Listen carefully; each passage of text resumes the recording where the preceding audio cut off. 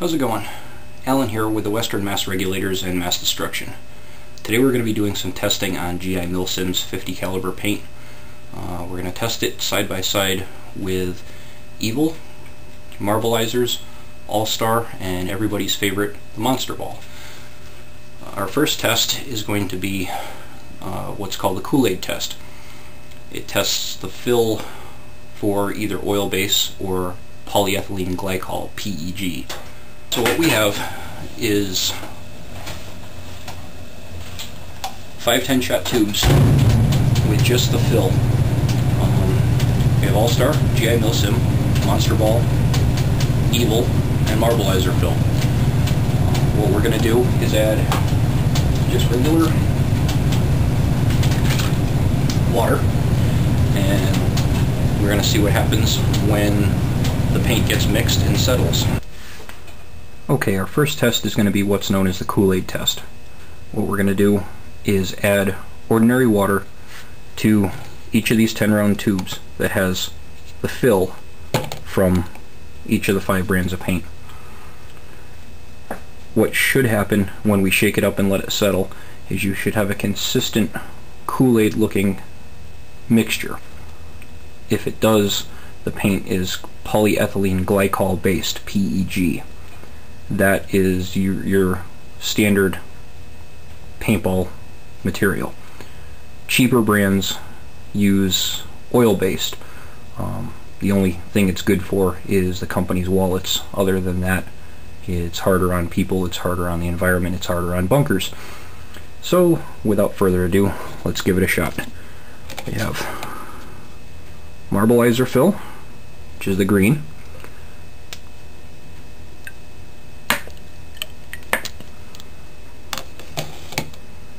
We have Evil, bright yellow.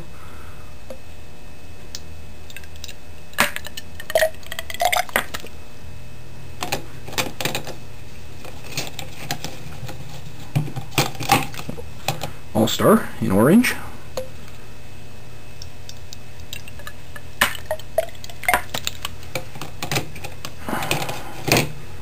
We have Monster Ball in blue.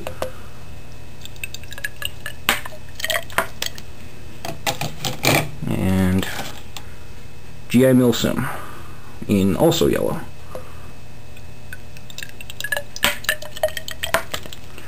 Now what we're going to do is take each one of these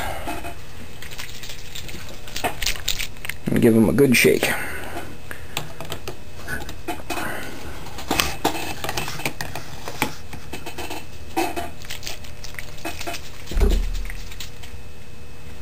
I'm wiping my hand in between each one to make sure that I'm not cross-contaminating between the brands.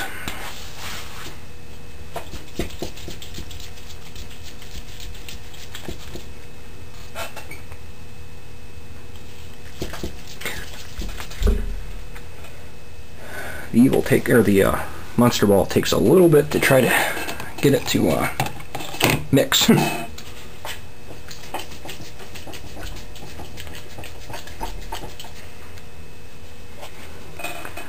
There's the Evil.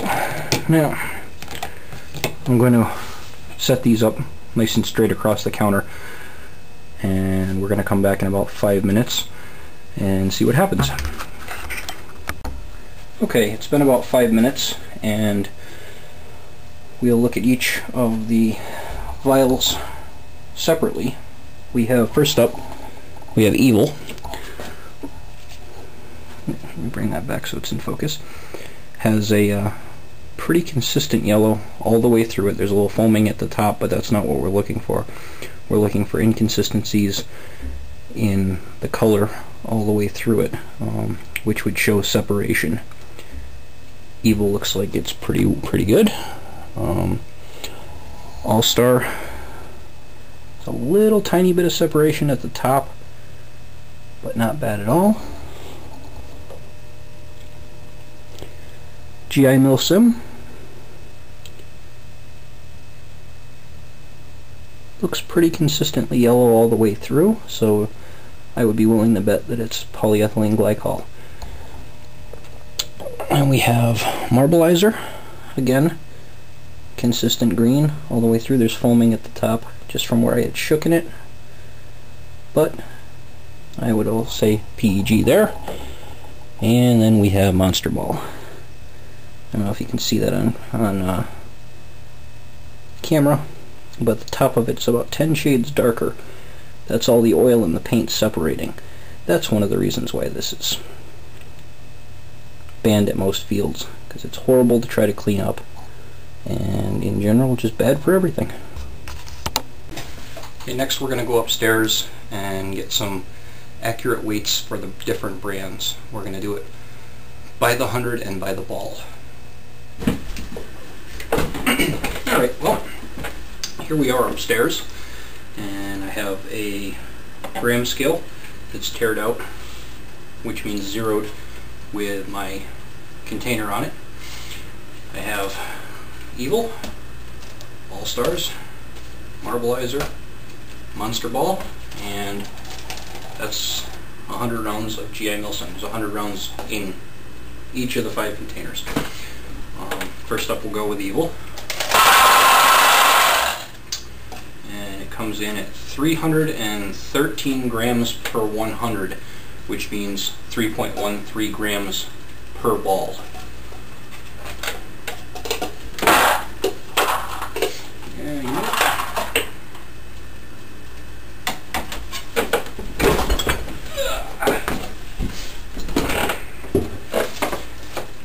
Just to make it easy.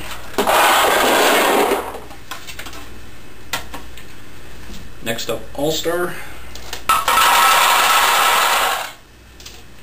We have 310 grams per 100, 310 grams per 100, 3.1 grams per ball.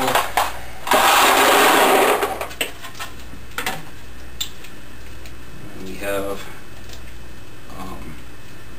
Marbleizer, and a brain fart, at 309 grams.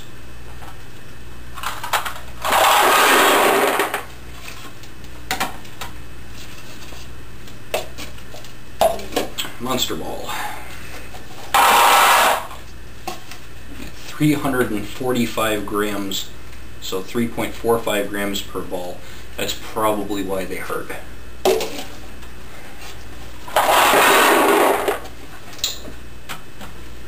And then we have our 100 rounds of GI milsim 50. 121 grams per 100, so 1.21 grams per ball.